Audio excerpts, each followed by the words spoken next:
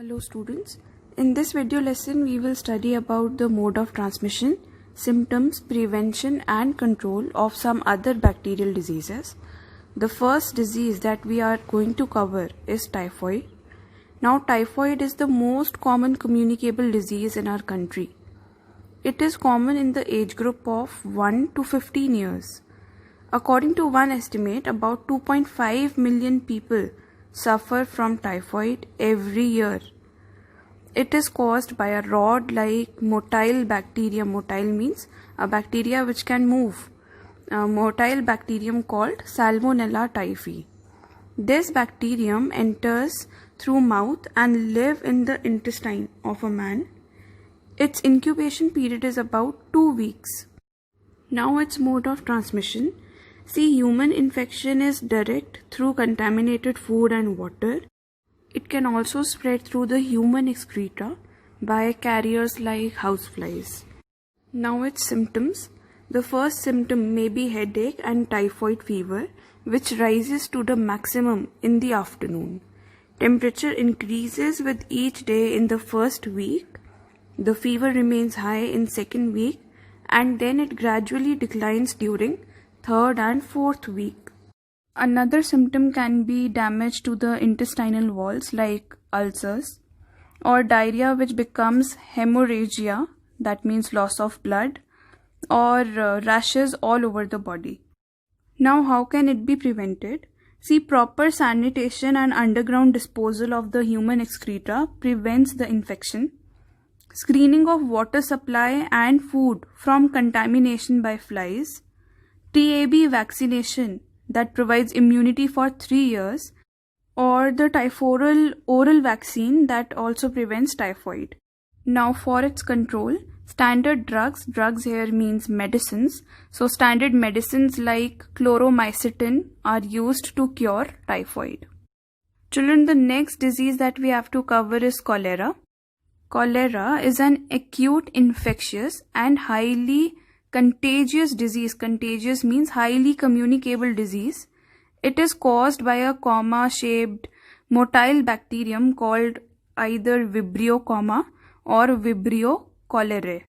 This bacterium lives in the small intestine of the infected person and passes out in the human excreta. Its infection is more common during the trade fairs or after floods and other natural calamities. Sometimes it occurs in epidemic form. Epidemic means wide and destructive occurrence. So it spreads over a large population. According to an estimate of WHO, about 3.5 million people are affected and about 1.2 million people die every year in Asia and Africa by cholera. Its incubation period varies from a few hours to 2 to 3 days. Now how can it be transmitted? See children, it can be transmitted through contaminated food, water and by the flies which are the carriers of the disease. This disease spreads rapidly when sanitation is poor.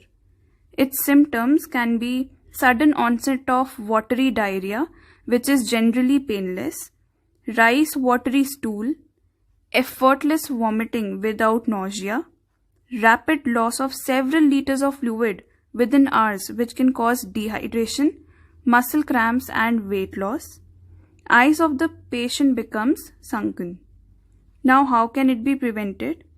Immunization by standard cholera vaccine. 1 dose of cholera vaccine provides immunity for about 6 months.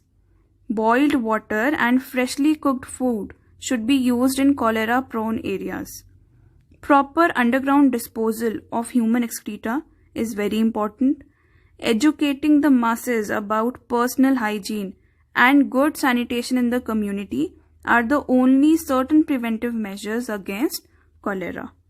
Let us see how it can be controlled. For controlling cholera, medical advice should be taken immediately and it can be controlled by the use of anti-cholera drugs. Now the last bacterial disease that we have to cover is tuberculosis.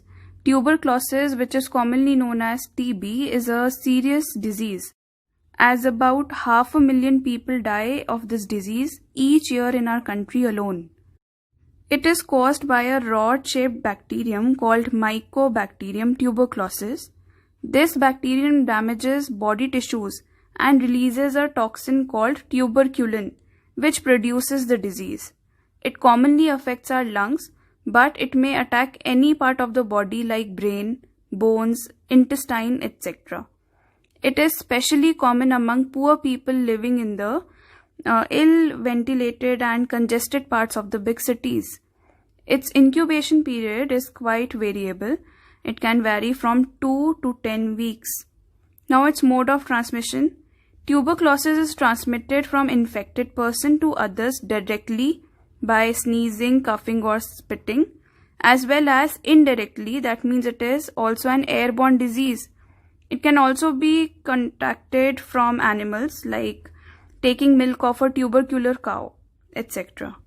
Now its symptoms. See, there is a loss of appetite and weight. The patient feels sick and weak. Typical fever pattern and night sweats are also very common. Symptoms of tuberculosis vary depending upon the site of infection in the body. Like there can be persistent cough, sputum containing blood, chest pain and breathlessness can also occur. Now let us see how it can be prevented. See, vigorous public health measures are the best method of prevention. Patient of TB should not spit in public places and cover the mouth with a handkerchief while coughing and sneezing. Isolation of TB patients is very important. Eradication of tuberculosis in cattle and good nutrition and sanitary surroundings can help to prevent tuberculosis. Also, immunization with BCG vaccination can help in preventing tuberculosis. Now let us see how it can be controlled. This disease can be controlled by anti-tubercular therapy, that is ATT. It consists of treatment of the patient with antibiotic drugs. Drugs here means medicines. So this was all about your bacterial diseases.